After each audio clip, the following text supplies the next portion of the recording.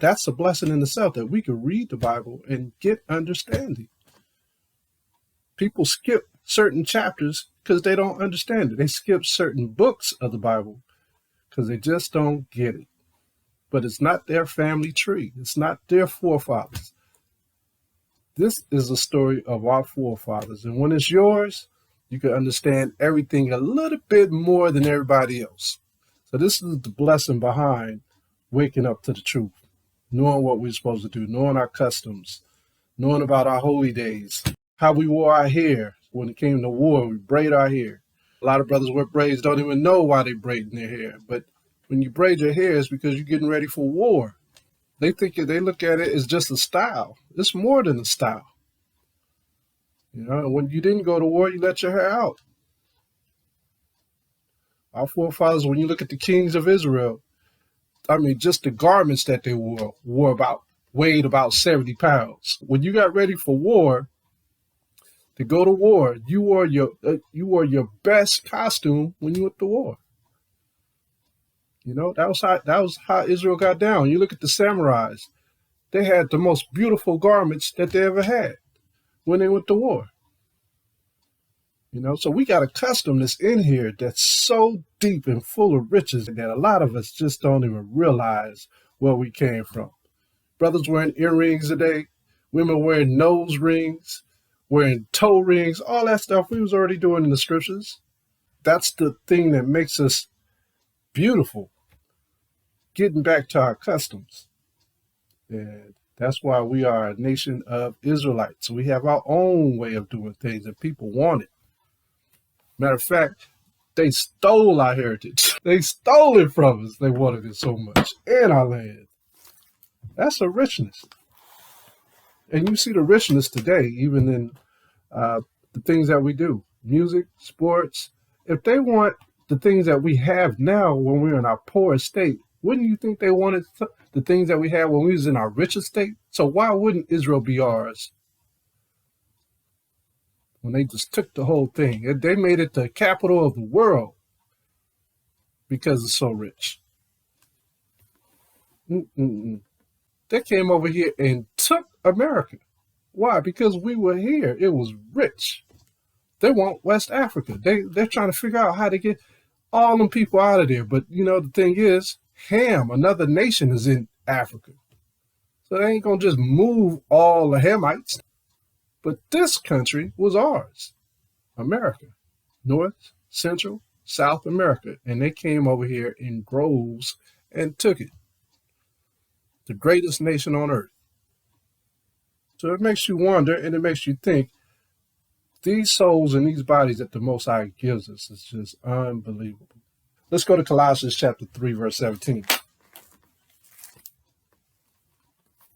Colossians chapter 3, verse 17. All praise to the Most High Yahweh Ba'Shem, HaMashiach Yahushua. Colossians 3, verse 17. We got Passover coming in tonight. Glorious day. Colossians 3 and 17. And whatsoever you do in word or deed, do all by Shem HaMashiach Yahushua, giving thanks to the Heavenly Father Yahweh by Him. All praises to the Most High. We can't thank Him enough for the blessings that He's bestowed upon us, even in this state. He still loves us, and He'll never forget about us. That's the beauty of the Most High, man. One thing about the Bible, it has the full breakdown of who we are and where we are today. The full breakdown. Now, I could get all these different books and show you this and that, but the Bible has the full breakdown of the 12 tribes of Israel. And never doubt it.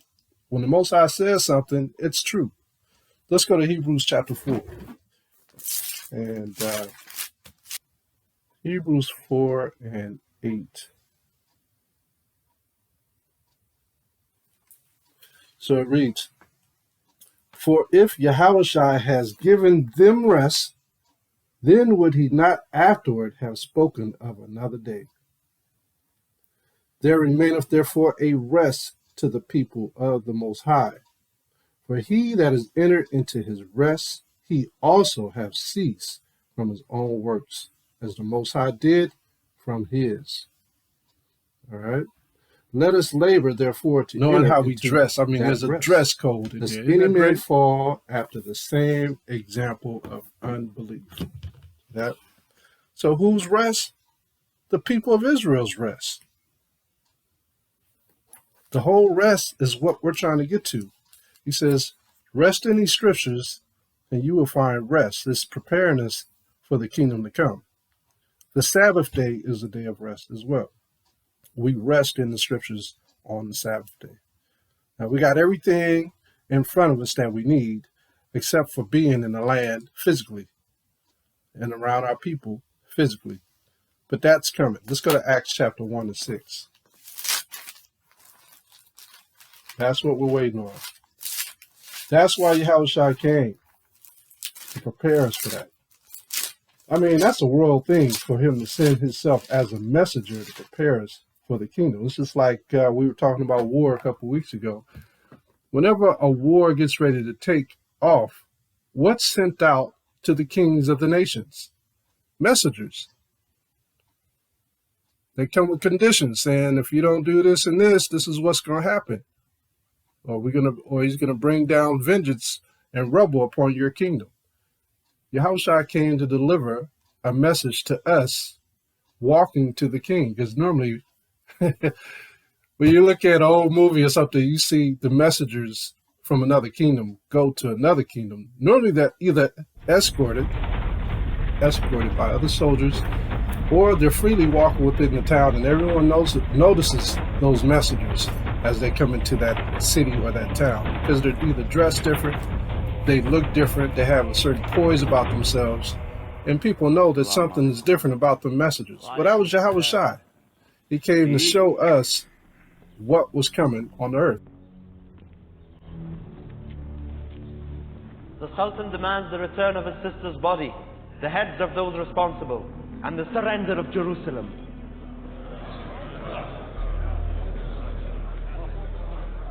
Does he? What answer do you return to Salah ad-Din?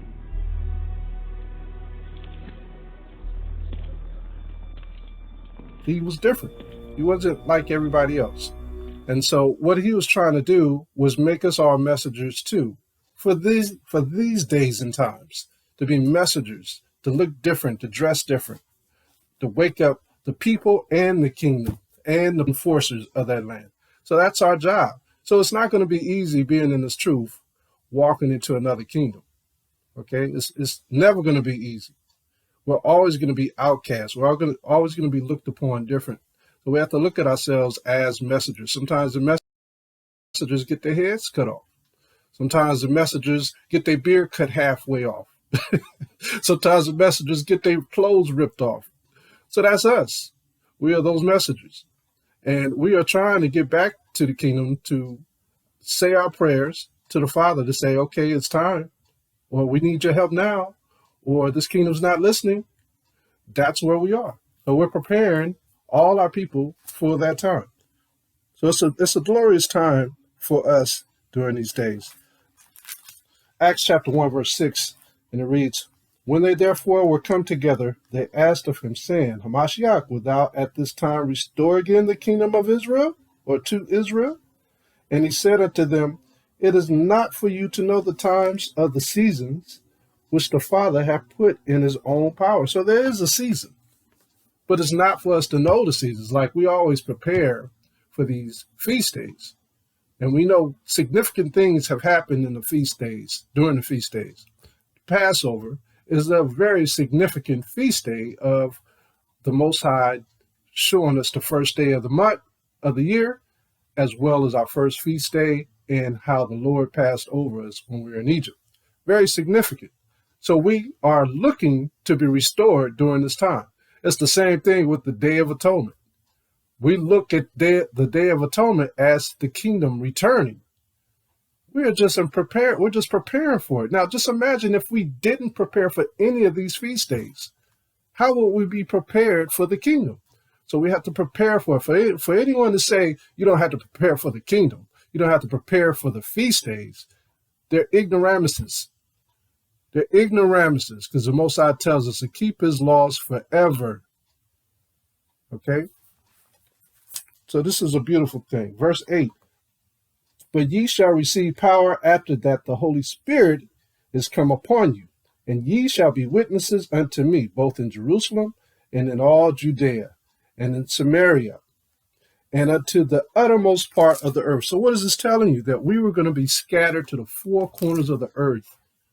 He listed the neighbors of Jerusalem first, then he listed the whole earth.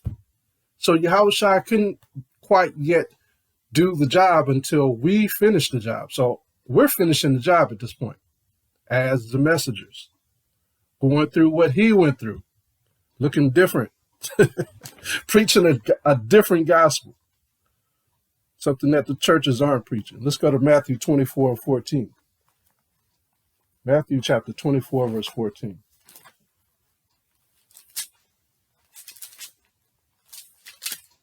Matthew 24 and 14. And it reads, check this out. And this gospel of the kingdom shall be preached in all the world for a witness unto all nations, and then shall the end come. Then, what's going to happen when the end comes? So Esau is the end of the world, and Jacob is the beginning of it that followeth. So what's coming? The kingdom. The kingdom is coming after we have finished our testimonies. And we've been doing it. Let's look at Luke chapter 17, verse 20. Luke 17 and 20. And it reads, And when he was demanded of the Pharisees, when the kingdom of the Most High should come, they wanted to know. He answered them and said, The kingdom of the Most High cometh not with observation. So if they wasn't in the kingdom, where were they? They were being pawns for the Romans. That wasn't the kingdom. They were in Jerusalem. They had the garments. They had everything, but they wasn't ready. Their mind frames wasn't ready. Their spirit wasn't ready. They were doing the same thing the brethren is doing here, catering to the Edomites with the wrong spirit, envious spirit, hateful spirits, trying to gain money over hand and foot spirits. So the kingdom hadn't came yet.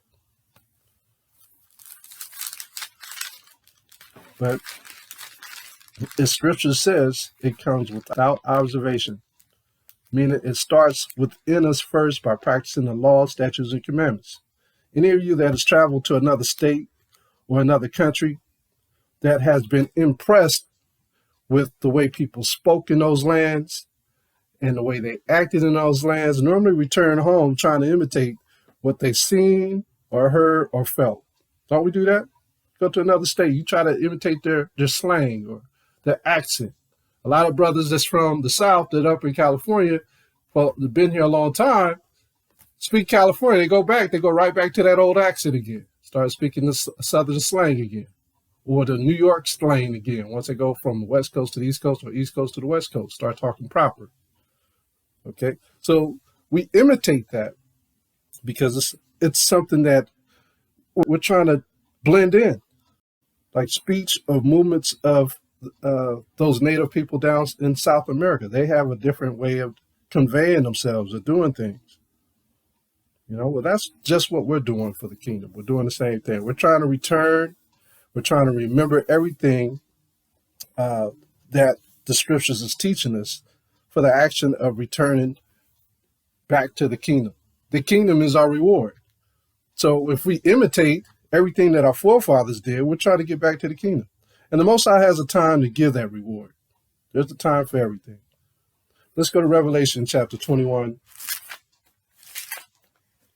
Revelation 21, and let's go to verse 1. I'm going to read 1 through 4. Revelation chapter 21, 1 through 4. And it reads, And I saw a new heaven and a new earth, for the first heaven and the first earth were passed away, and there was no more sea. And I, John, saw the holy city, New Jerusalem, coming down from the Most High out of heaven, prepared as a bride adorned for her husband. And I heard a great voice out of heaven saying, Behold, the tabernacle of the Most High is with men, and he will dwell with them, and they shall be his people. And the Most High himself shall be with them and be their power.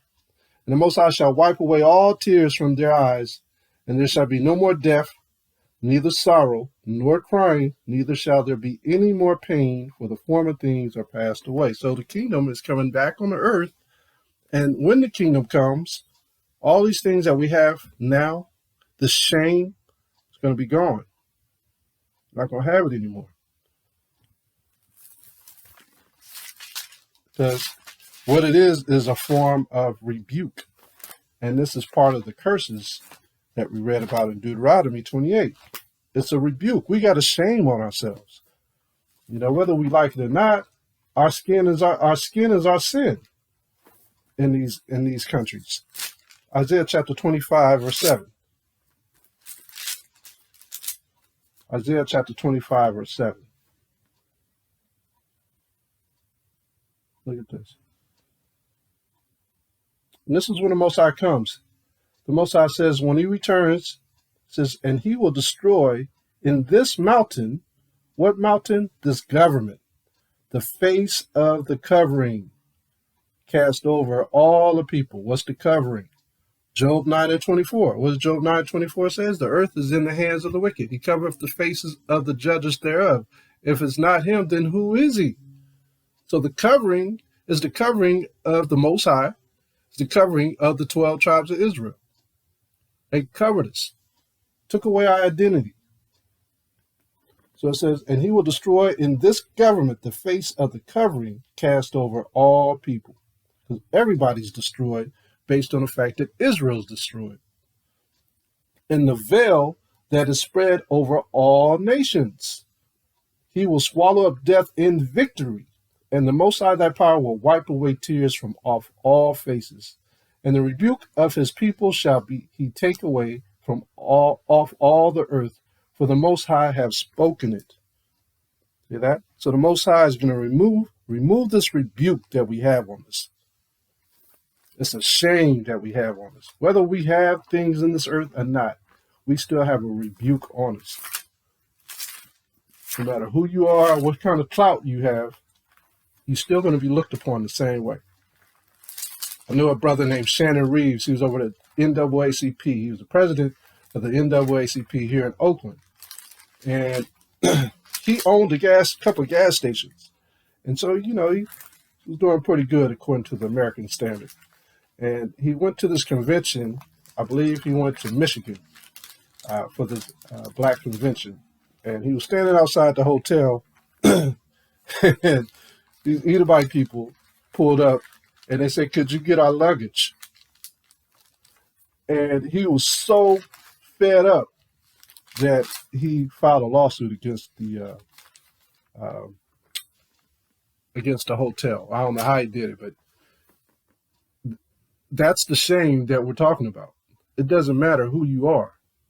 You're still going to have that shame that the Most High put on us today, and the shame that our brothers had back in the Roman days. They had shame on them too. Hosea chapter 5, verse 9. Hosea chapter 5, verse 9.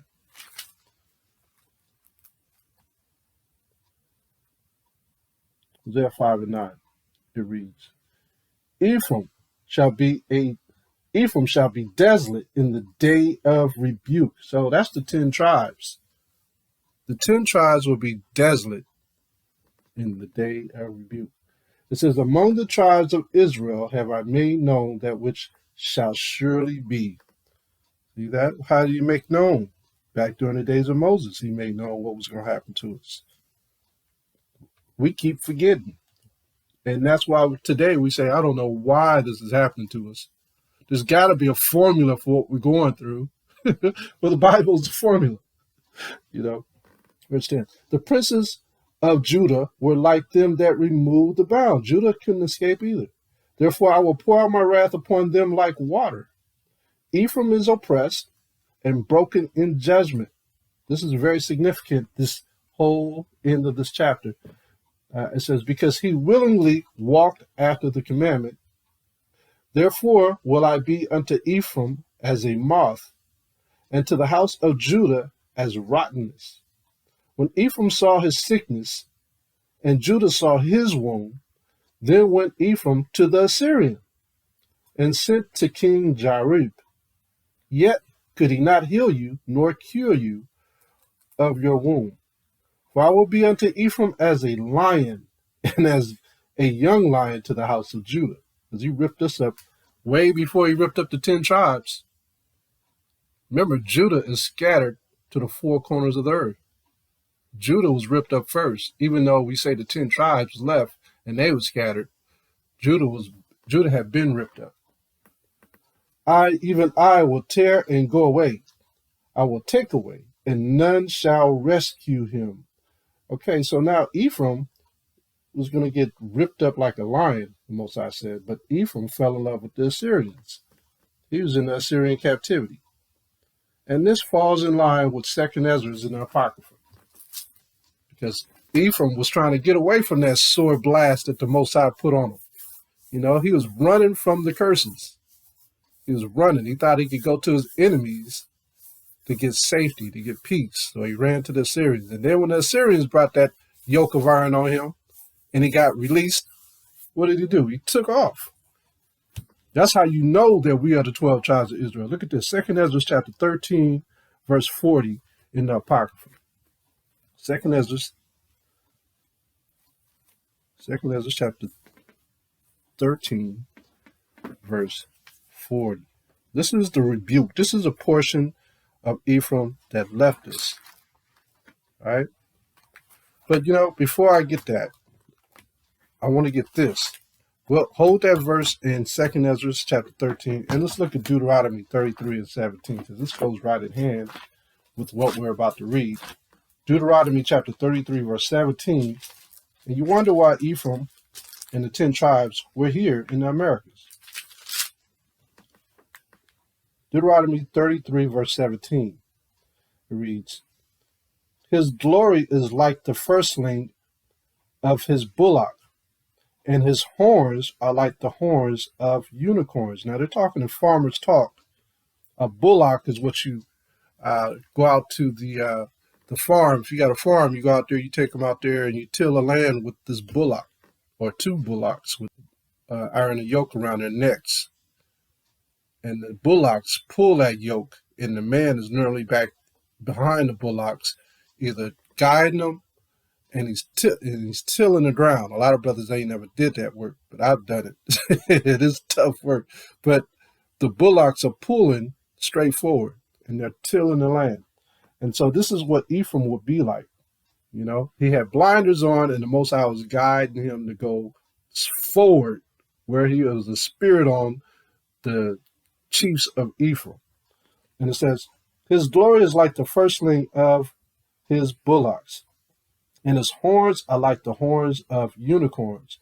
With them he shall push the people together to the ends of the earth. And they are the 10,000s of Ephraim, and they are the thousands of Manasseh. See that? So that goes right in here. Now, the tribe of Manasseh are not just in Cuba and other South American countries, but the tribe of Manasseh, you will find sprinkles or pockets of Manasseh in Africa, in India, in Europe, and in China. Also Japan. There is a story about a guy named Yasuk in the 15th century, who the Japanese mistaken him for a black Portuguese Jew. He was a sailor, and he was also one of the first black samurais in Japan. He got there and he fought like an angel when he was there. His name was Yasuk. No one killed him. There was thousands of people dying in Japan. They had some huge wars in Japan, and Yasuk never got touched by a blade. He fought the whole time, and he also had favor with his enemies. When they would capture him, they would always let him go. He operated with great wisdom. But the tribe of Manasseh has sprinkles all over Cuba and America and Europe, all over the place.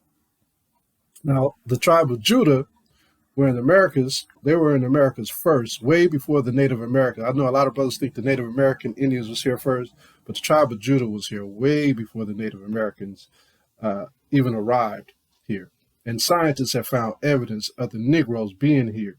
One reason is because the tribe of Judah is also known as the Negroes, are one of the oldest tribes of all the other tribes.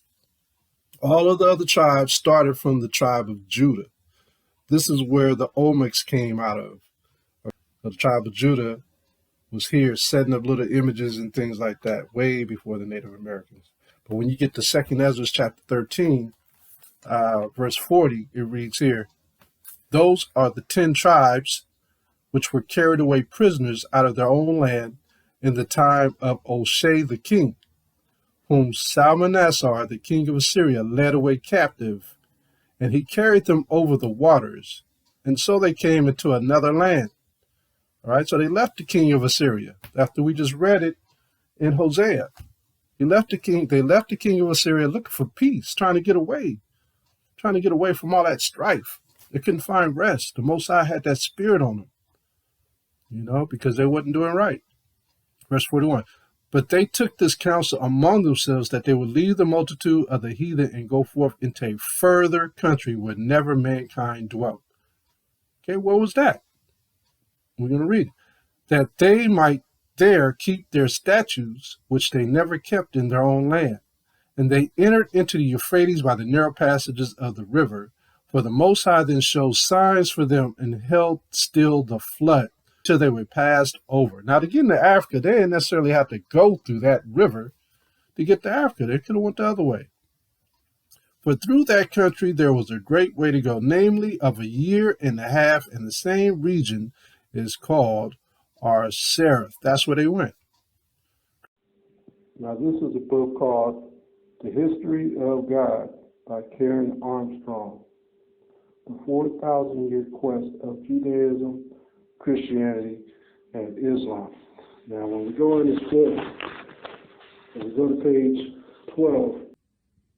Now, this book was put together in 1994. I'm going to read the highlights section. It says, "The Bible makes it clear that the people we know as the ancient Israelites were a confederation of various ethnic groups, bound together principally by their loyalty to Yahweh, the power of Moses." The point is, there were various ethnic groups, as you can see. So when we talk about the 12 tribes of Israel being of different backgrounds, like we say that the Negroes, the Native American Indians, all right, the Mexicans, it's because they're all different ethnic groups. In Genesis 35, I believe it's verse 10, it says that Israel will be a nation and a company of nations. A company of nations is what's going to come out of one nation. And they're going to be different ethnic groups. Jeremiah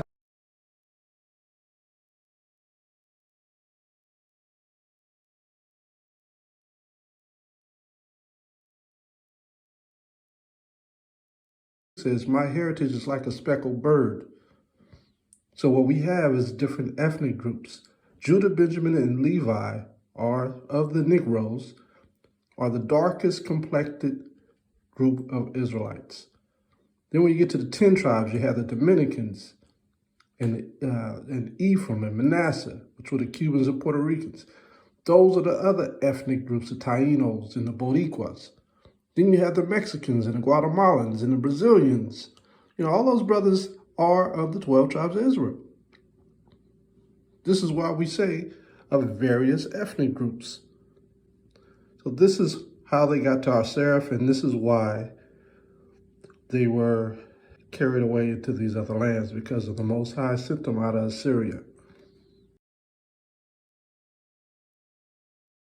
Christopher Columbus knew that this place was called Sirach, the Americas. Josephus knew that this place was called Sirach. Okay, Sirach is America. That's what people have to understand. Sirach was known by those scholars in those days. They knew that place as ourselves. Now today it's called America, but you had many people that knew that. William Penn wrote about it. He was a scholar. Strabo, he wrote about it. So this place that we are living in today is called America, but back then it was called ourselves. Verse 46, then dwelt they there unto the latter time. And now when they shall begin to come, the highest shall stay the springs of the stream again, that they may go through. Therefore sawest thou the multitude with peace. What were they looking for? They were looking for peace. Esau, when he came here, what did he do? He came to rob, steal, kill, and destroy. Verse 48, but those that be left behind of thy people are they that are found within my borders. Now when he destroyeth the multitude of the nations that are gathered together, he shall defend his people that remain. See that? He's going to defend the people that remain in the end. And then it says, and then shall he show them great wonders. So during these days, he's going to show those people great wonders. Those that remain, because we know that a lot of the natives were killed off. A lot of them. But those that remain out of those natives, the Most High is going to watch over them. So that's why we know that those are our brethren, because the Most High said it in the scriptures that they will be cast away to the Americas. And they didn't come here to rob, kill, destroy. They came here to find peace. That's how you know that those are our people. But those who came to kill, steal, destroy, like the conquistadors, those are not our people. Those are not our people. It's evident. It's all you got to do is just put two and two together, and you can tell who's our people and who's not our people. The enemies of the Most High. The Most High has enemies of people here on this earth that goes against the 12 tribes of Israel. Let's go to Romans 12 and 2.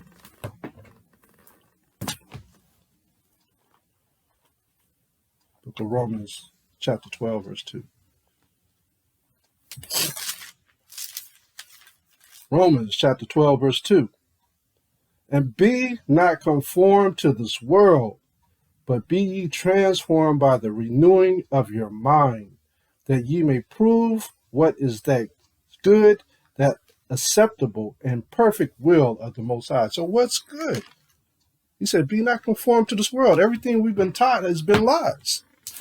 Everything. The people who are ruling have stolen this land. Are you conforming your mind and your thoughts to them?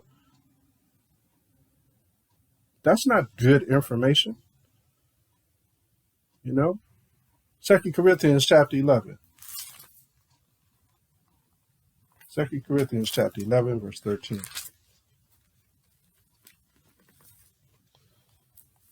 And it reads, for such are false apostles, deceitful workers, transforming themselves into the apostles of Christ. So all these people have transformed themselves as the Israelites, when they're not the Israelites. They're the enemies of the Most High.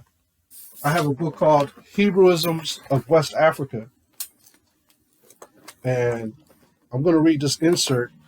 It's page 128 of Hebrewisms of West Africa. And there's an insert in here I'm going to read about the Americas. Because we got tons of stuff on West Africa, tons of stuff. But to know where we are today and to know who our brethren are, they're all around us, you know.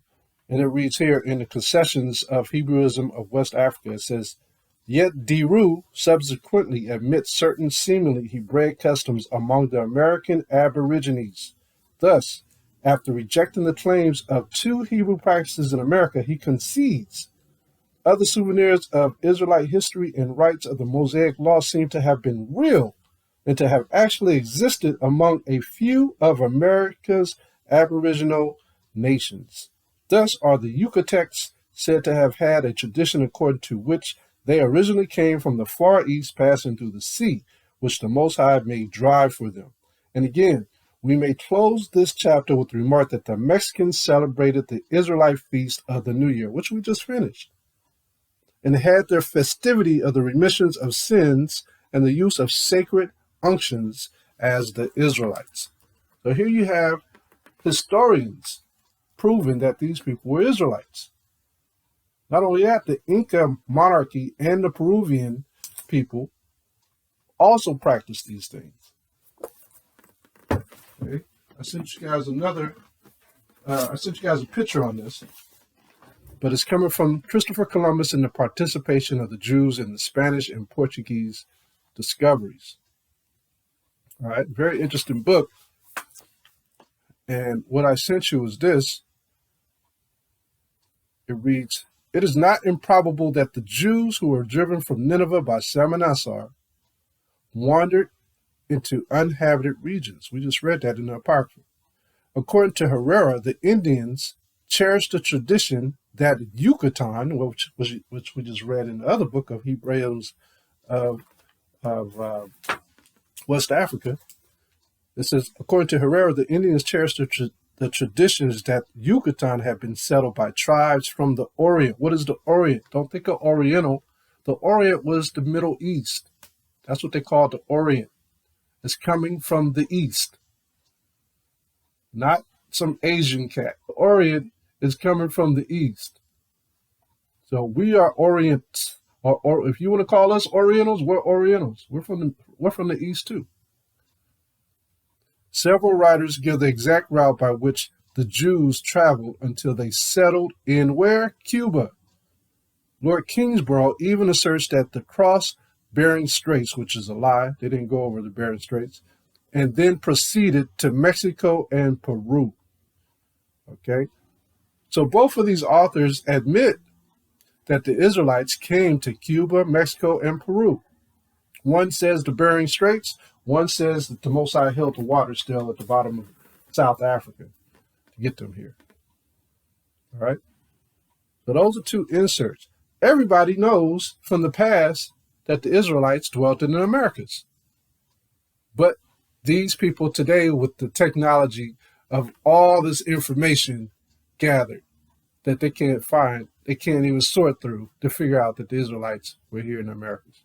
If anything, now it's confusing them. Let's go to Luke chapter 21,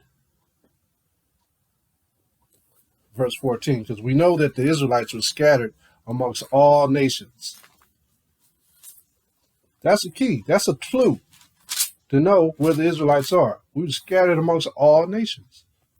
They're not in Israel today. They don't wear kippah on their head. Okay? Luke 21 and 14. And it reads, is this 21? 21 and 14. It says, "Settle it therefore in your hearts not to meditate before what ye shall answer. For I will give you a mouth and wisdom, which all your adversaries shall not be able to gainsay nor resist." Okay, so this information that we have can't be gainsayed because we got proof. This is wisdom, what we're going over. It's prophecy. Deuteronomy 28, verse 64.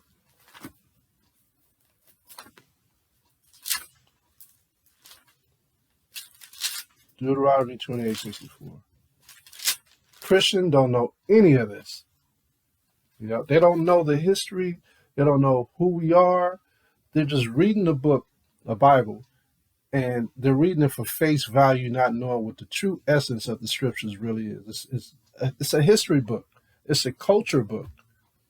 It's a heritage book. That's what he keeps saying in the scriptures, the whole thing. He says, my heritage, the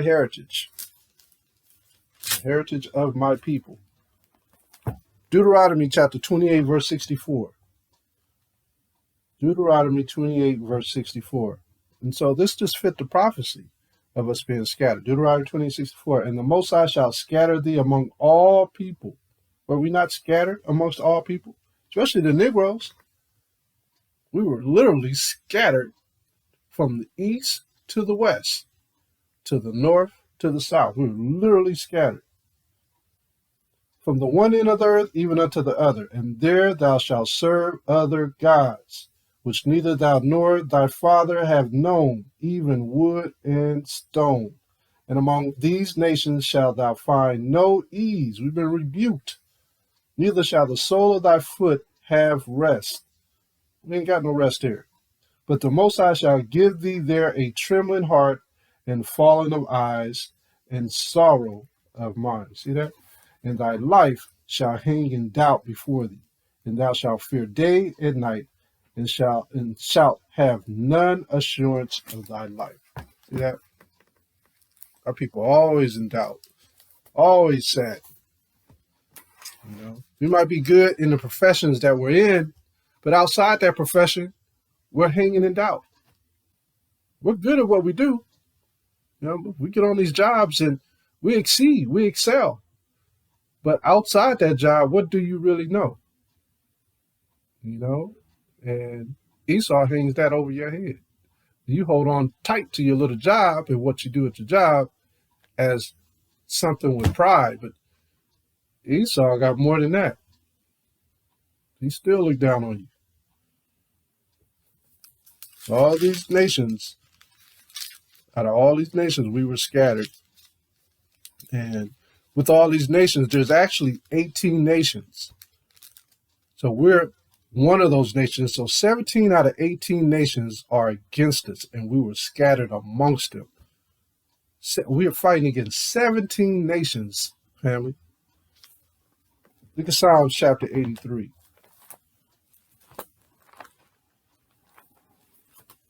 Have you ever looked at it like that? We got all these nations against us. Most High calls them all the enemies. Psalms chapter 83, verse 1. Psalms 83 and 1.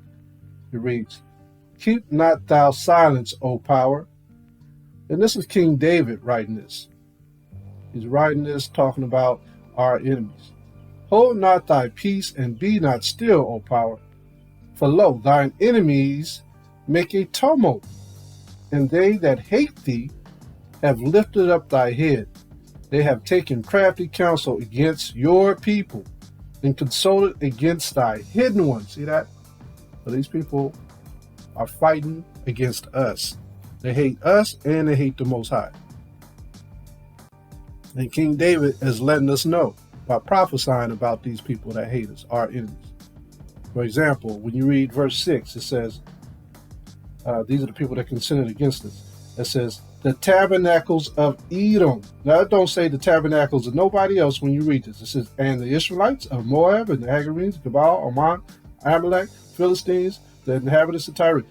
The only ones that it says the tabernacles of is Edom. You know, have you noticed that?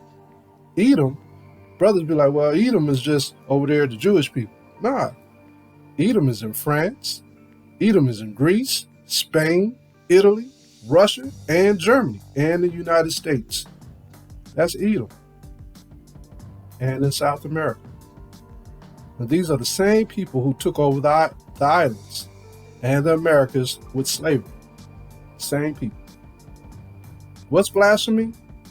What's blasphemy is saying that the Native Americans, the Negroes, and the Hispanics are not Israelites. That's blasphemy. That's what blasphemy is. The Most High sent these people to these countries to look for peace, but they came to look for war. They did the opposite of the 12 tribes of Israel. Let's go to Acts chapter 2.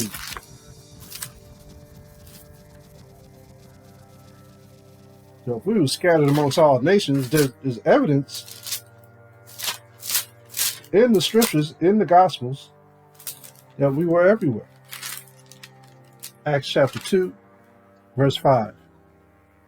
Acts chapter 2, verse 5. During Pentecost, it reads here, "And there were dwelling at Jerusalem Jews, devout men out of every nation under heaven." So if they already knew about our Sirach, guess what? There was brothers out of that land. Those brothers used to go back and forth too. If they knew how to get to America, best believe they know how to get back.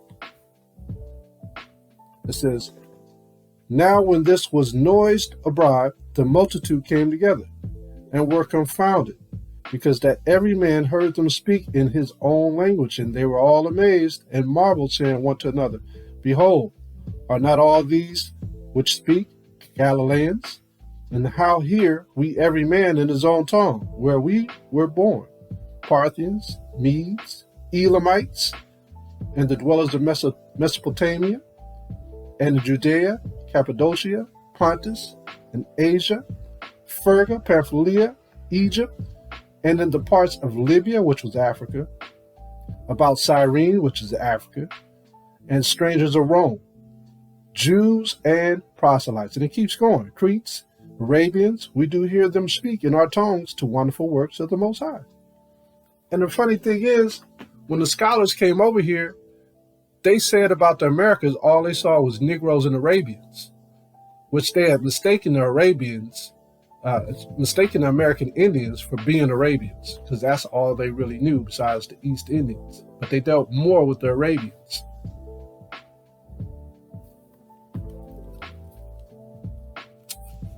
It's amazing. Look at Mark chapter 4.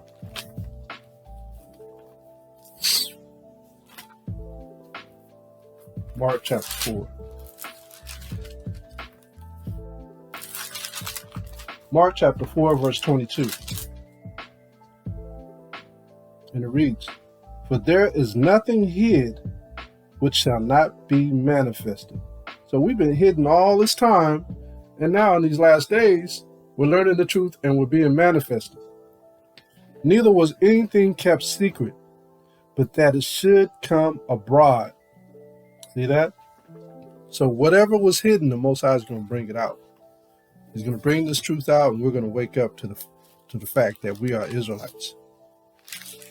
You know, when it comes to images, all you got to do is look at history, and you can see all the changes that the iconoclasm has done, even in Europe. Okay, there's many pictures that has been changed. You got King James; they changed his image. Muhammad, they changed his image. Socrates, Plato, Aristotle, Shakespeare, the pharaohs of Egypt. You go on and on. You know, King Arthur and the Knights of the Round Table, they changed his image. These are all black men. Robin Hood, Beethoven, Constantine the Great, Spartacus. You see movies on Spartacus. He was a black man. Hannibal, Nostradamus. That wasn't even Nostradamus' real name. He changed it to that because he was fearful of the fact of them finding out his real Israelite name. So he changed his name to Nostradamus, which was a city over there in the southern part of France, which was closer to Spain and Portugal, which is where all the Jews dwelt. And that's just a few. So many images have been changed that it would make your head spin. And the thing about Israel is no matter where you're scattered to, no matter what you look like, it's always by the seed of our forefathers, Abraham, Isaac, and Jacob. It's by the seed. So the color is not really a big significant thing, okay, during these days. Although we know that the Negroes were originally the people of Israel. But it's been so many mixtures from that time to now. You got brothers that live in China that look like they're Chinese, but it's by the seed of Israel. You got people that live in Germany that look like a Caucasian. But if their forefathers are from the seed of Israel, then they're Israelites. Okay? It's by the seed of your forefathers. That's the thing. No matter what you look like. Isaiah chapter 11.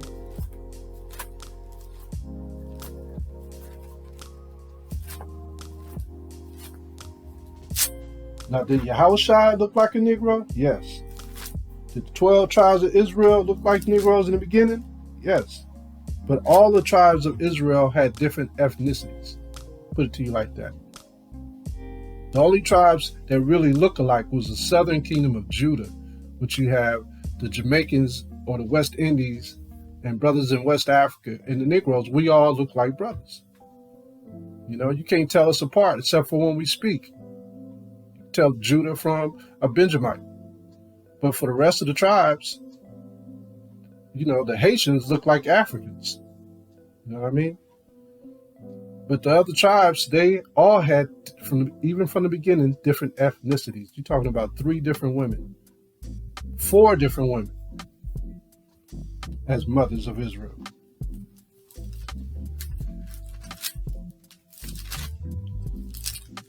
Isaiah chapter 11, verse 11.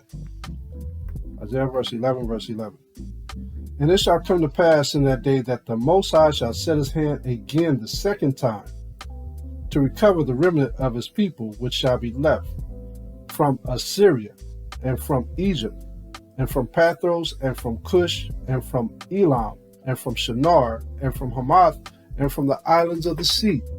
And he shall set up an ensign for the nations, and shall assemble the outcast of Israel, and gather together the dispersed of Judah from the four corners of the earth. See, Judah has been scattered to the four corners of the earth, but also Israel has been scattered to the Americas.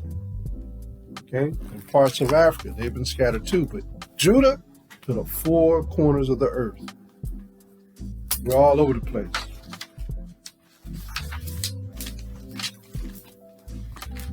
Listen, there were pockets of Israelites that were left in Israel. Not all, but there were pockets. When it comes to the Puerto Ricans, the Cubans, the Boricuas, the Tainos, the Hispanics, those Israelites that come into this truth, they have the spirit of being Israelites.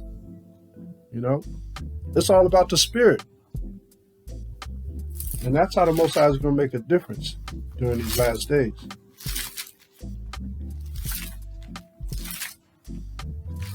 Let's go to Luke chapter 4.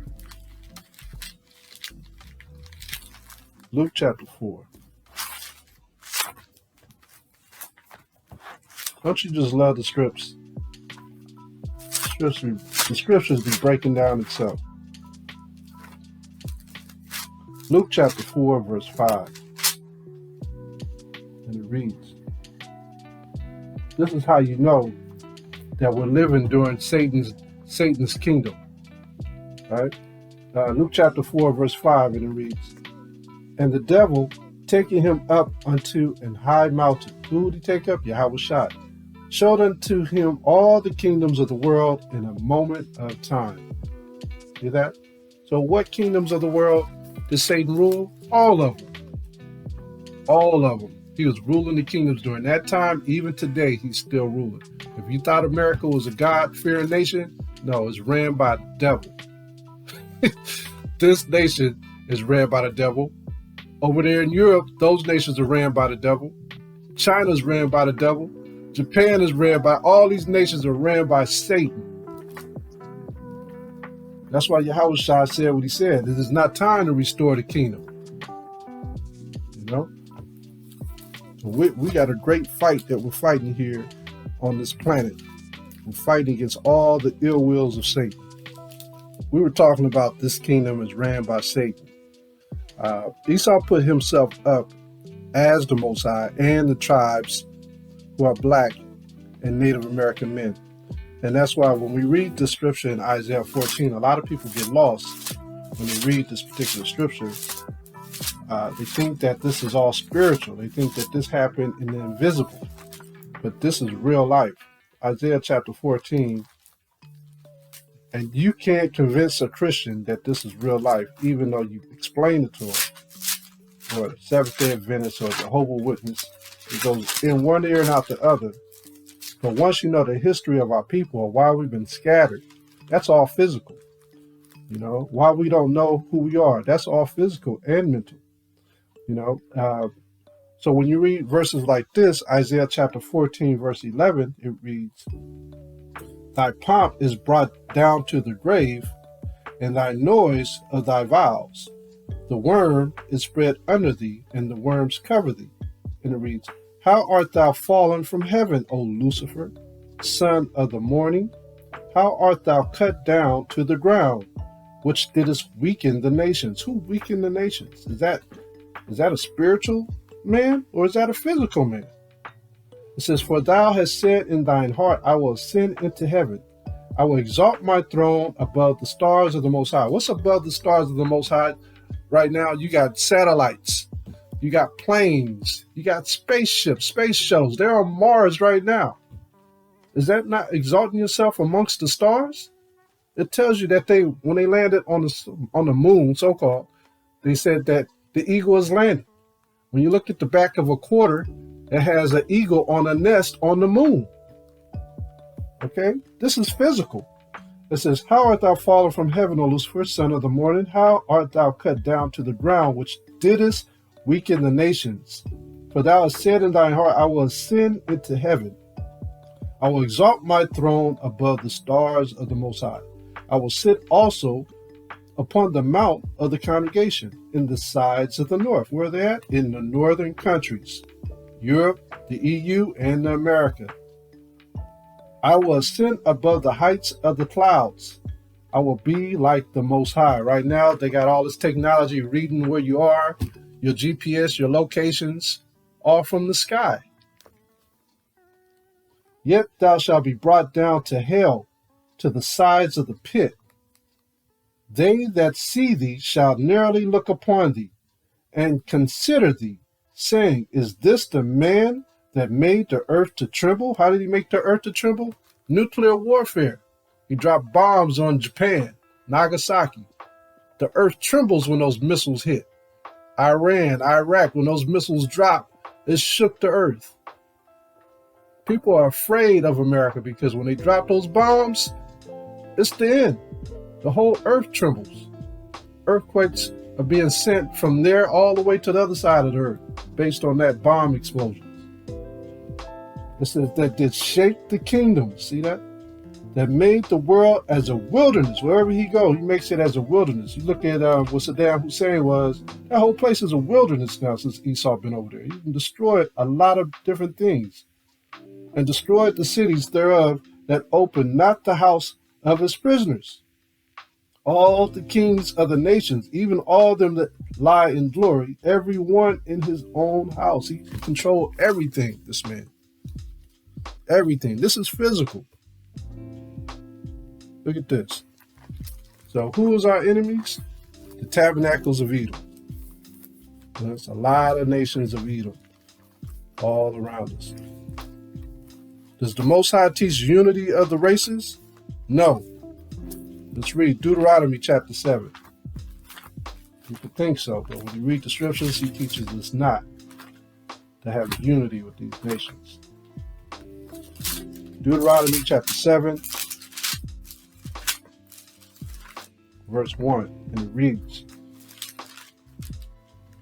when the Most High thy power shall bring thee into the land whither thou goest to possess it, and have cast out many nations before thee, the Hittites, the Girgashites, the Amorites, the Canaanites, the Perizzites, and the Hivites, and Jebusites, 7 nations greater than and mightier than thou. And when the Most High thy power shall deliver thee before thee, thou shalt smite them and utterly destroy them. Thou shalt make no covenant with them, nor show mercy unto them. Neither shalt thou make marriages with them.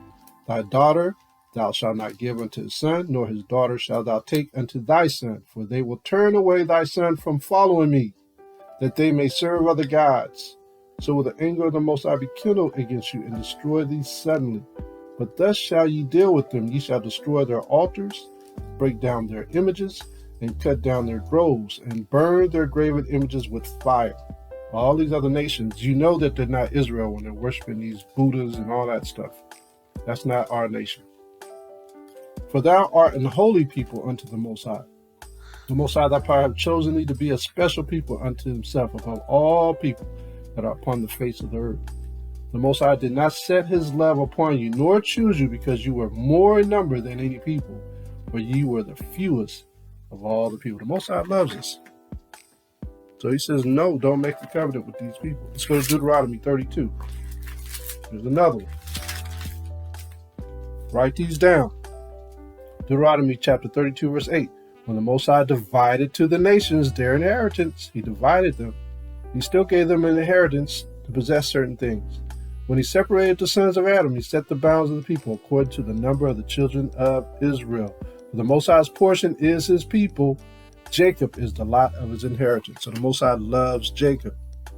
Let's get a couple more. Let's go to 1 Corinthians chapter 10, verse 20, proving that the Most High doesn't want a covenant with these people. He doesn't teach unity with these people. Whether you like it or not, this is the Most High's words. These ain't my words.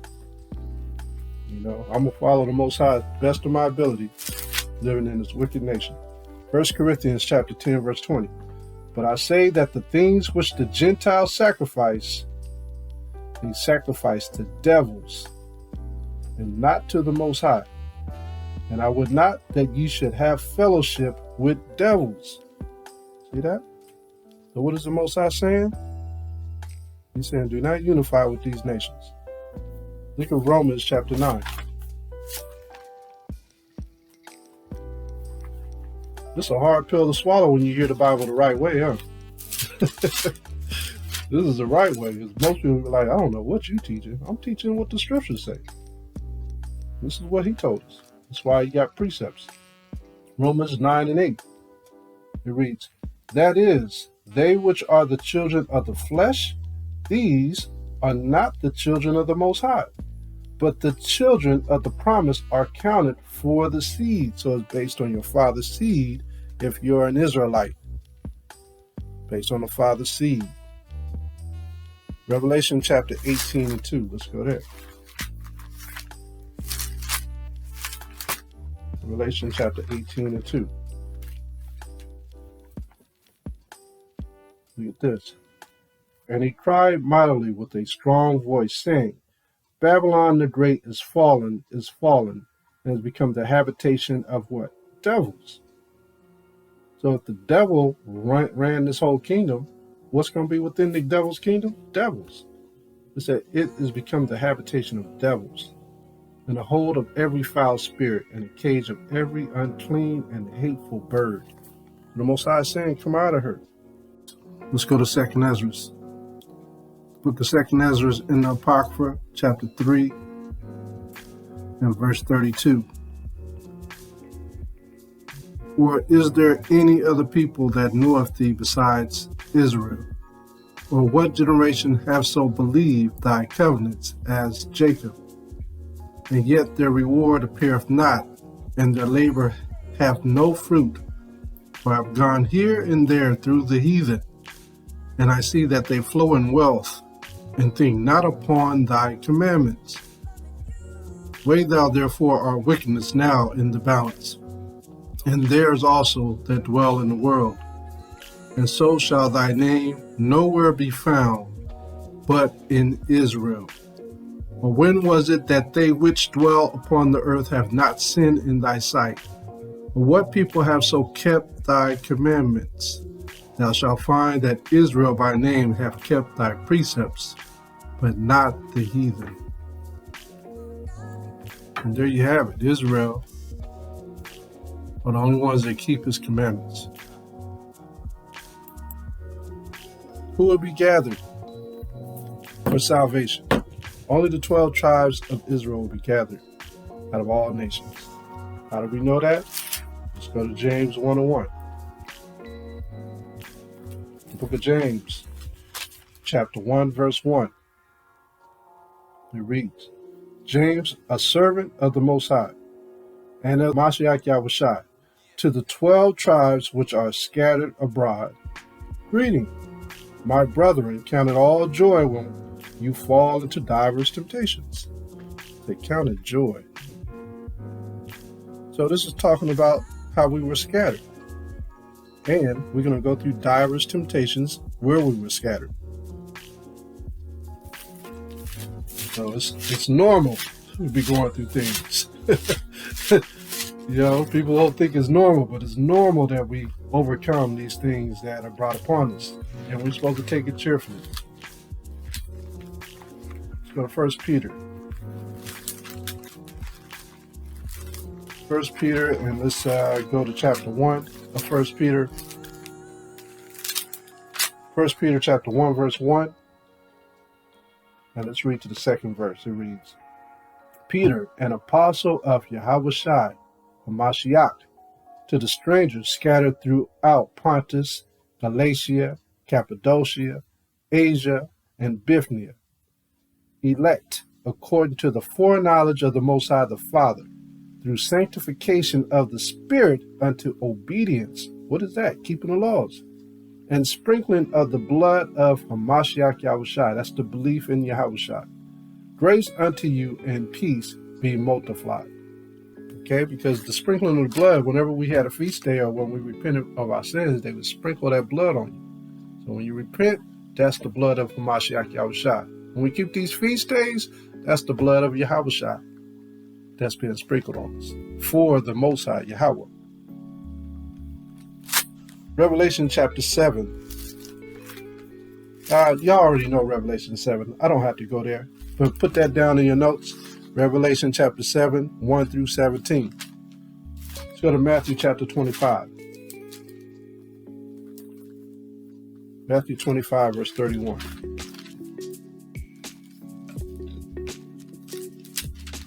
Matthew chapter 25, verse 31. When the Son of Man shall come in his glory, and all the holy angels with him, then shall he sit upon the throne of his glory, and before him shall be gathered all nations, and he shall separate them one from another, as a shepherd divideth his sheep from the goats. See that? So who is he going to separate? The 17 nations from the last nation, which make up a total of 18 nations. But this is not talking about your religion, because I heard our pastor say, see, he's going to separate the Christians from the Baptists. That makes no sense. He's going to separate the Christians from the Seventh-day Adventists. No, man, he's going to separate the nations. The nations. You know how many nations Esau has created? It's like 250 nations. It might be a small world, but some people still don't know how many total countries exist. That's probably because no one really knows. The number used most often is 193, because that's how many are represented in the United Nations. But other independent countries, such as Vatican City, aren't on that list. Some estimates put the number closer to 200, but the definition of a country is so flexible, there's no definitive answer. It's real answer. simple with the Most High. There's 18 nations based on his origins. 18. Real simple. Esau complicates everything. Everything. Look at verse 33. Let's keep reading. And he shall set the sheep on his right hand, but the goats on the left. Then shall the king say unto them on his right hand, come ye blessed of my father. But who is he called blessed? He only called one people blessed. He only called one people beloved. He doesn't call the wicked blessed. He doesn't call these other nations blessed. Show me one scripture in the Bible where he calls the Egyptian blessed, where he calls a Roman blessed. That's not an Israelite. Or American blessed. How's that? He don't call these Americans blessed. He called the Israelites blessed.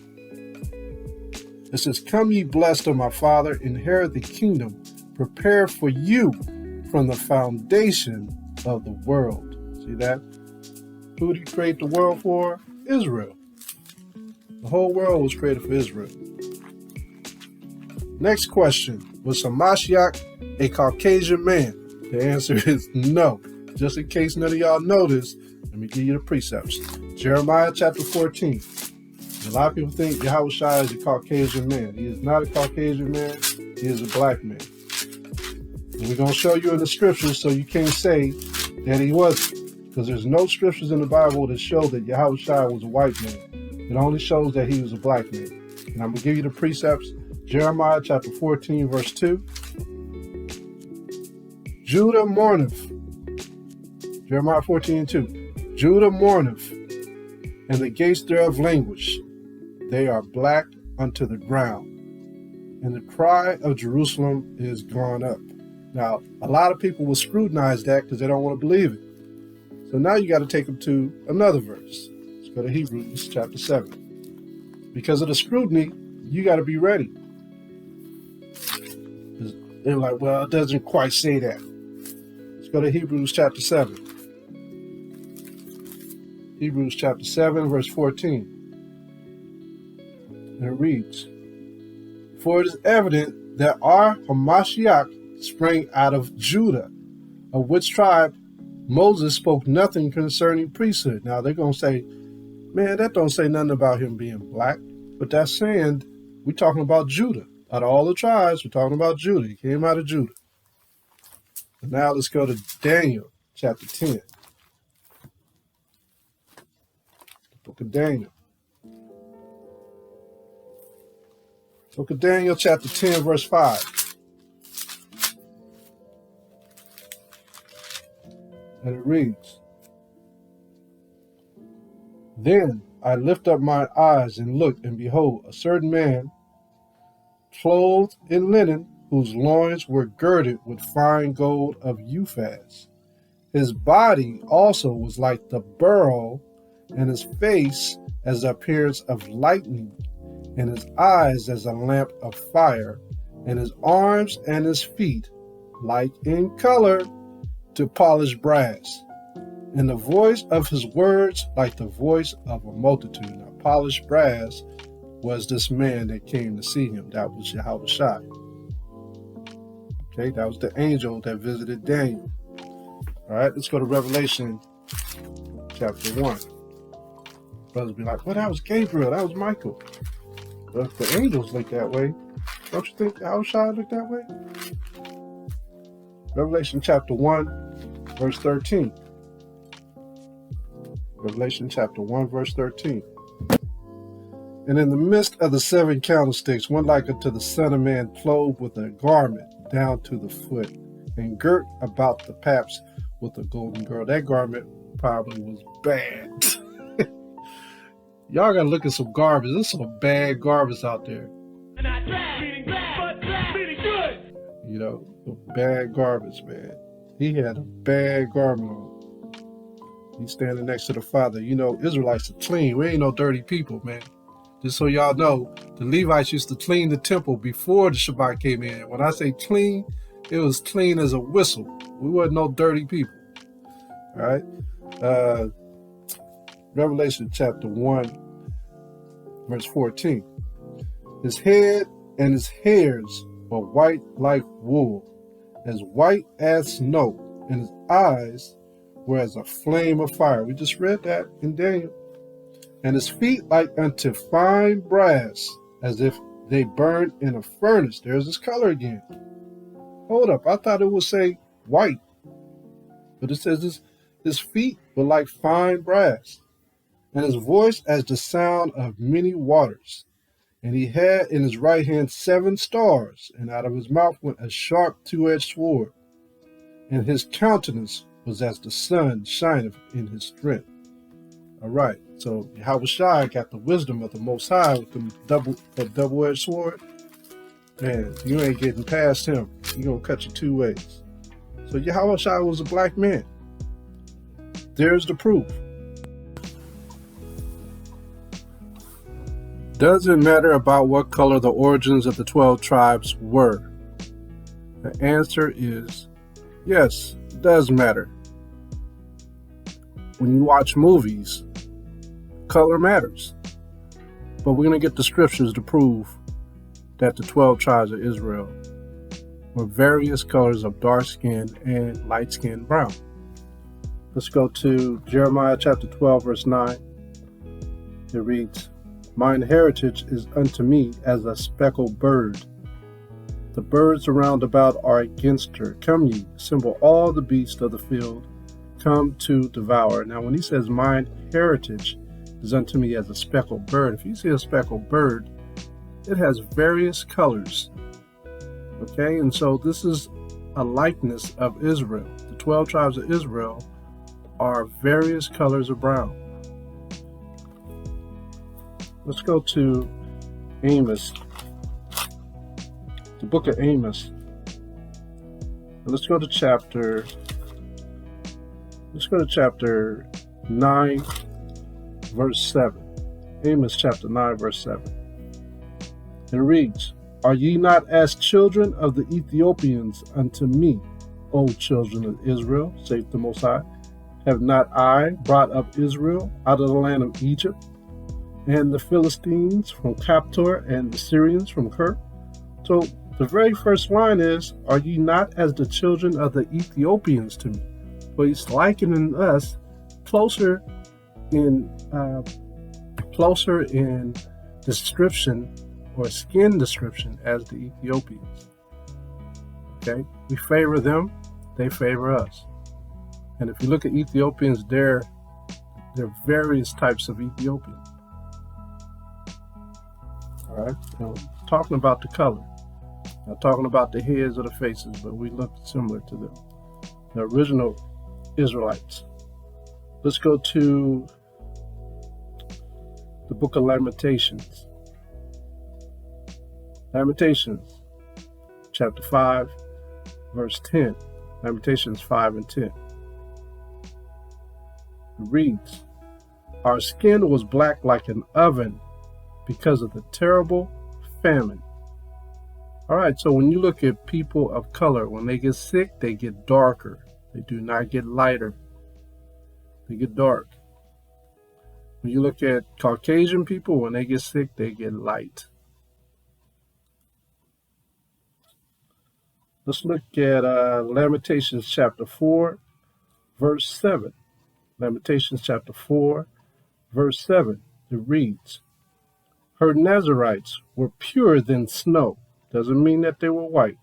It's talking about how pure they were, like snow. "They were whiter than milk." Not saying that they were white, talking about the brightness of their dedication of being a Nazarite. "They were more ruddy in body than rubies." All right, so now it's talking about the body. And when you look up the word ruddy, if you go into a Bible dictionary, Compact Bible Dictionary by Zondervan, and you go to the word ruddy, we're going to look up this word ruddy.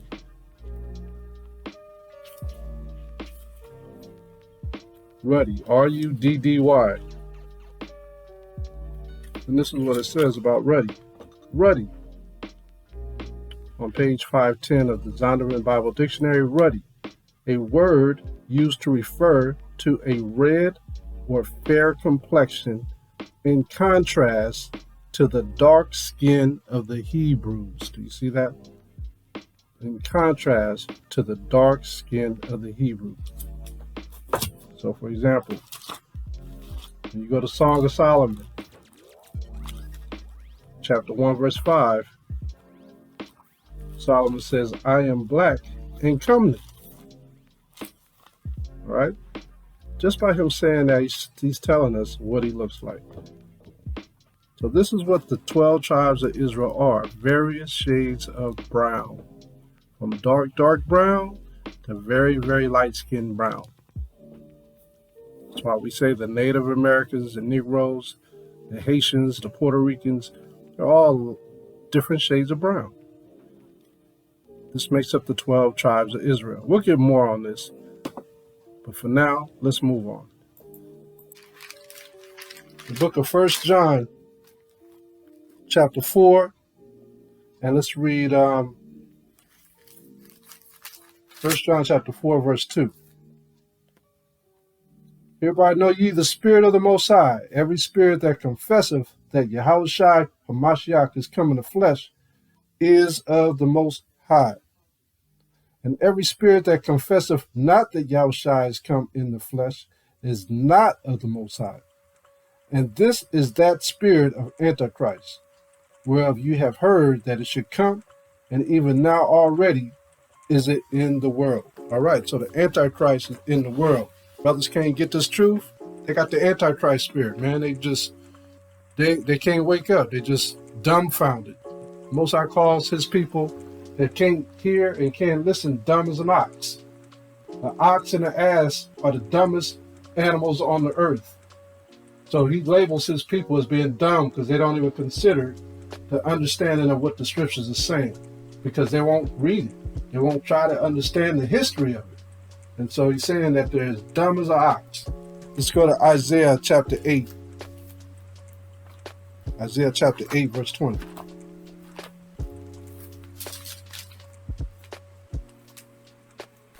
Isaiah chapter 8, verse 20. And it reads, "To the law and to the testimony, if they speak not according to this word, it is because there is no light in them." Wait a minute. That's what I want. Yeah, that's what I want. So if you don't understand the scriptures, there's no light in you. You got to understand the commandments to get wisdom. Now, if you don't understand the commandments, what wisdom do you have? You're not trying to figure it out. Why should it give you any understanding or wisdom? So when you have that truth, that is the light. That's how you're going to know the color of Christ. Because before you was in Christianity, you didn't care what Christ looked like. But when you came to the truth and you started searching for yourself and who you were, you found out that Christ was just like you. The Israelites are just like you. You know what I mean? You start figuring it out. Let's go to John chapter 4. Gospel of John chapter 4. And let's read verse 24. Gospel of John chapter 4, verse 24. Now this is what get a lot of Christians right here. God is a spirit, and they that worship him must worship him in spirit and in truth. Yeah, we know he's a spirit, but in the truth, what does the truth say? The truth said, he that does not believe that he came in the flesh is an antichrist. That's the truth. So you have to be in spirit and in truth. What's the truth? Psalms 119, 142. Psalms 119, 142.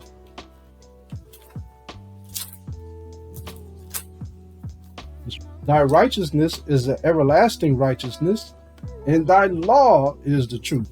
So what's the truth? What's spirit and truth? The truth is the law, which gives you wisdom. And you ask for the Holy Spirit to dwell amongst you so you can get that understanding. Go hand in hand. John chapter 17. Let's go there.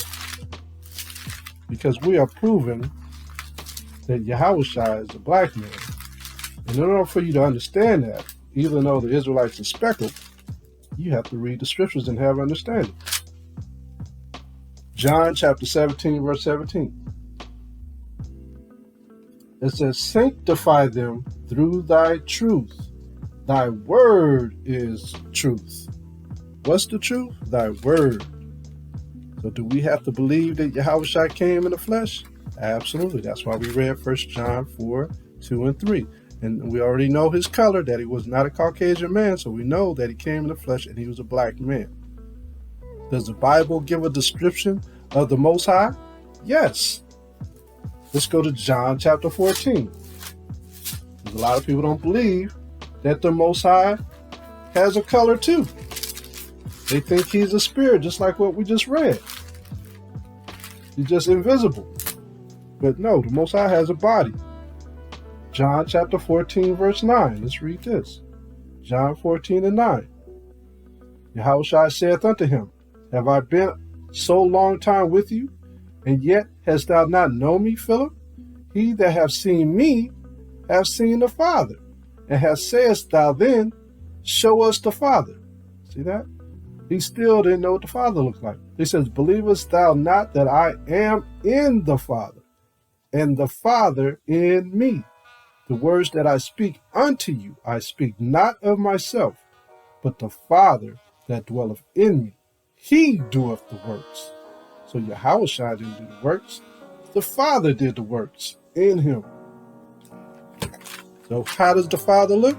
Just like Yahushua. He's a splitting image.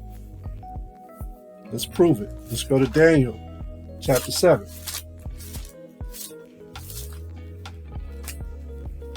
Daniel. And these are scriptures that you need in your arsenal. You got to have these scriptures in order to show someone who was in unbelief that the Israelites did have color, that they did exist, that they had a hair texture. You know, most of the Israelites' hair texture was woolly, but you had a lot of brothers who had straight hair. You know what I'm saying? So, but you have to be able to prove it in the Bible. If you can't prove it, then you lost the race. You lost the fight. So you should have this in your repertoire, in your arsenal at all times, proving who these people are. Daniel chapter 7, verse 9. Daniel chapter 7, verse 9. And it reads, I beheld till the thrones were cast down, and the Ancient of Days did sit. Who's the Ancient of Days? The Most High. He's ancient as days. Whose garment was white as snow.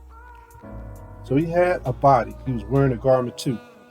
And the hair of his head like the pure wool. See that? His throne was like the fiery flame, and his wheels as burning fire. A fiery stream. He got a whip. He got a bad whip. He got a bad car, vehicle. A fiery stream issued and came forth from before him. Thousands ministered unto him, and even 10,000 times 10,000 stood before him. The judgment was set, and the books were opened. So that's one. Let's read about the angels, what the angels look like. Ezekiel chapter 1, verse 7. Ezekiel chapter 1, verse 7. It reads, "And their feet were straight feet, and the sole of their feet was like the sole of calf's foot, and they sparkled like the color of burnished brass." See that? That's the color of the angels. Look at verse 27, same chapter.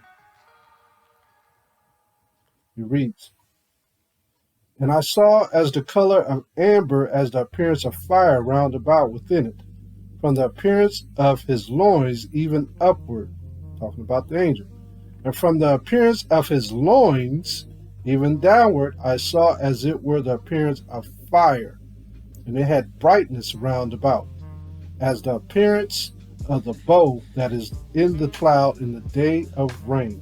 So was the appearance of the brightness round about. This was the appearance of the likeness of the glory of the Most High. And when I saw it, I fell upon my face, and I heard a voice of one that spoke." All right, this is the angel. So burnished bronze, brass, this is all the color of a Negro. Let's look at Isaiah. They weren't Caucasians. The scriptures are telling you, we're going over every scripture that proves to you that every person in the Bible were of color. A lot of people can't find one because they don't know the Bible. But if you read the Bible and you study it, you'll find out that everybody had color except for Esau. He's the only one that didn't have it. Well, he had it, but it was red and pink. Isaiah chapter 29, verse 22. And there's more scriptures than what I'm just pulling out. You can find more. All right, I'm just giving y'all just a little bit. Isaiah 29, verse 22. "Therefore thus saith the Most High, who redeemed Abraham, concerning the house of Jacob. Jacob shall not now be ashamed, neither shall his face now wax pale." Slakia. Acts chapter 21, verse 37. "And as Paul was to be led into the castle, he said unto the chief captain, May I speak unto thee? Who said, Canst thou speak Greek? Art not thou that Egyptian, which before these days made us an uproar, and led us out into the wilderness, 4,000 men that were murderers?" During them days, Egypt was black. Now it's Arab. Because Salahuddin, the Arab leader, ransacked Egypt. And then he made his way over to Jerusalem and ransacked Jerusalem. Salahuddin, he was an Ishmaelite. But prior to that, Egypt was black. So Paul, the queen of Rome, thought that Paul was an Egyptian, and the Egyptians were black men during those days. See that? Let's go to another one. Let's go to Numbers. Numbers chapter 12.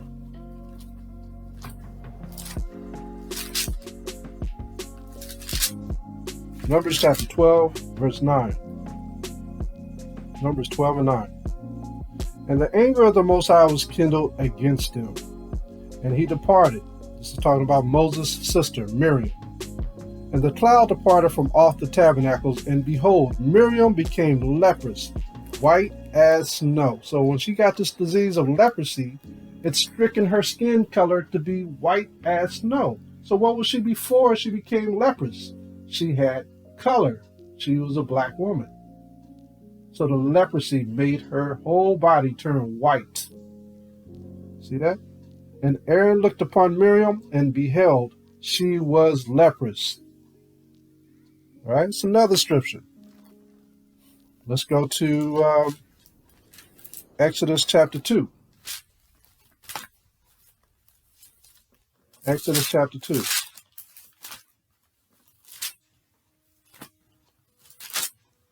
Exodus chapter 2, verse 17. Exodus chapter 2, verse 17. And the shepherds came and drove them away, but Moses stood up and helped them and watered their flock. And when they came to Reuel, their father, he said, how is it that you are come so soon today? And they said, an Egyptian delivered us out of the hand of the shepherds, and also drew water enough for us and watered the flock. What did the Egyptians look like? Black men. So they looked at Moses as a black man. See that? Let's go over to chapter 4, verse 6. Man, I'm bringing out all these scriptures of the Israelites being black, and people still don't believe. That's why the Most High said they have the spirit of unbelief. Children that want to hear but can't understand when they hear. Oh, you got some riddles for us. Exodus chapter 4, verse 6. And the Most High said furthermore unto him, put now thine hand into thy bosom, into your shirt. And he put his hand in his bosom. And when he took it out, behold, his hand was leprous as snow. Snow is white. So that means that his hand was dark. And he said, put thine hand into thy bosom again. And he put his hand into his bosom again and plucked it out of his bosom. And behold, it was turned again as his other flesh. So it was restored back to his other flesh. So Moses was a black man. All right. I'm going to get 4 more verses. I'm going to end with this. And we'll get ready for the Passover tonight. All right. Here's another question. Did Yahushua die for the sins of Israel? In other words, did he die for the whole world, or did he die for the sins of Israel? He died for the sins of Israel. That's who he died for. How do we know that? Let's go to Matthew chapter 1, verse 21. Matthew 1 and 21, to show you who he came for. He came for the children of Israel. He didn't come for no one else. Find it for me in the scriptures, and then I'll give you something for it. But he said he came for the children of Israel. Matthew chapter 1, verse 21. Matthew chapter 1, verse 21. And she shall bring forth a son, and thou shalt call his name Yahushua, for he shall save his people from their sins. Who did he come for? His people. Who are his people? The 12 tribes of Israel. Matthew chapter 15, and let's go to 21. Matthew chapter 15, verse 21. Matthew 15, verse 21. And it reads, Then Yahushua went thence and departed unto the coast of Tyre and Zidon. And behold, a woman of Canaan came out of the same coast, and cried unto him, saying, Have mercy on me, O power, thou son of David. My daughter is grievously vexed with the devil. But he answered her not a word. Why? Because she was an Edomite. If you read in Mark 7 and 21, she was an Edomite. She was a Grecian that lived in the coast in the land of Tyre. Verse 23, But he answered her not a word, and his disciples came and besought him, saying, Send her away, for she crieth after us. But he answered and said, I am not sent, but unto the lost sheep of the house of Israel. So who did he come for? The lost sheep of the house of Israel. Let's go to John chapter 4. John chapter 4, verse 22. John chapter 4, verse 22. Start at 21. Verse 21. Yahushua saith unto her, Woman, believe me, the hour cometh when ye shall neither in this mountain now nor yet at Jerusalem worship the Father. Because he knew that we was going to be scattered all over. Ye worship, ye know not what. We know what we worship, for salvation is of the Jews. Right. waiting for him to redeem us. But the hour cometh, and now is, when the true worshipers shall worship the Father in spirit, like we read earlier, and in truth. All right? In spirit and truth. For the Father seeketh such to worship him. So what is it all about? Spirit and truth. God is a spirit, and they that worship him must worship him in spirit and in truth. Honesty, that's what the spirit is. Be honest. Be humble. Have charity. That's the spirit. Truth is the law, statutes, and commandments. Right? And the spirit is also understanding. So he told her that salvation is for the Jews. 2 more verses. Let's go to Acts chapter 13.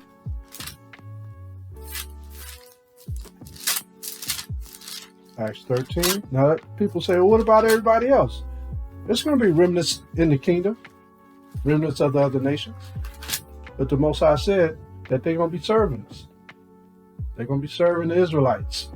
People can't even fathom that. They're like, oh man, that's a crazy kingdom. Well, shoot, we serve these people today. We serve the devil right now in this kingdom. Don't you work?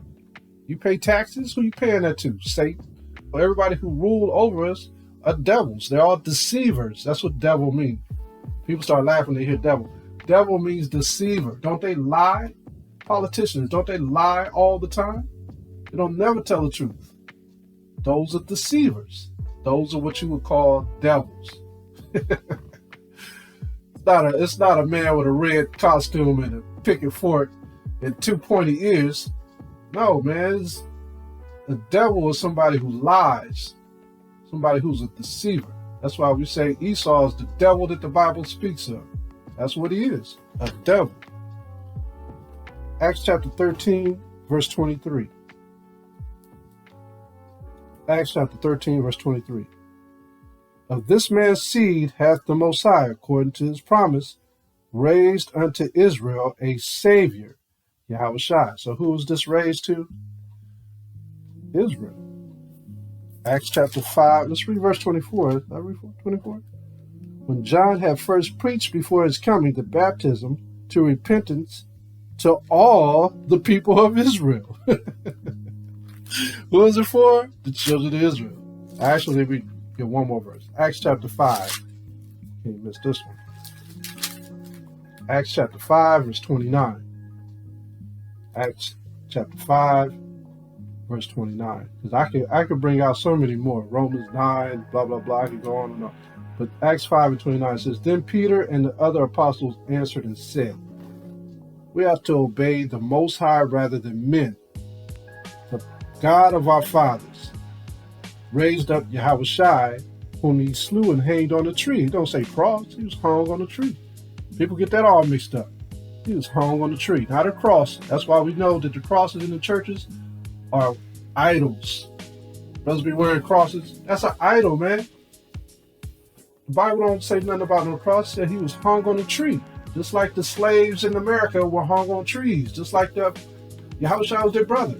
We are copying the same thing that Yahushua did. When we got hung on trees, he got hung on a tree. So I said that. There's a law on that. Him hath the Most High exalted with his right hand to be a prince and a savior, for to give repentance to Israel and forgiveness of sins. There it is. Yahushua died for the sins of Israel. And for all those naysayers, this is the last verse. Romans chapter 3. This is for the naysayers. Romans chapter 3, verse 4. Verse 3. Romans chapter 3, verse 3 through 4. And it reads, But what if some did not believe? Shall their unbelief make the faith of the Most High without effect? God forbid. He said, no. Yea, let the Most High be true, but every man a liar, as it is written, that thou mightest be justified in thy sayings. That's why your words are important, what you say. And a lot of people forget the words that they say. And mightest overcome when thou art judged. All right? And so the Most High is true, and every man be a liar. All right, and with that, I'm going to end this class for the Shabbat. Are there any questions, statements, or comments for today's lesson? This is the word of the Lord of hosts. I took you from the pastures and from following the sheep to be prince over my people Israel. I have been with you wherever you have gone and have destroyed all the enemies in your path. I will make you a great name among the great ones of the earth. I will assign a place for my people in Israel. There I will plant them, and they shall dwell in their own land.